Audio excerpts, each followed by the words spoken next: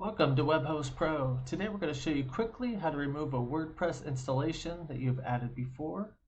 First thing you'll need to do is log into your account manager.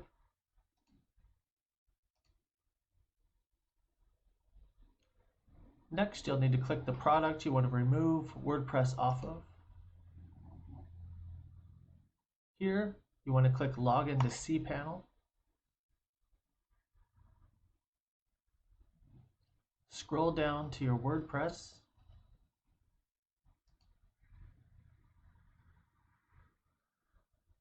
Okay. You'll see your installation down here, where you can simply click the X and then click Remove Installation. Thank you for watching the video and for choosing WebHost Pro.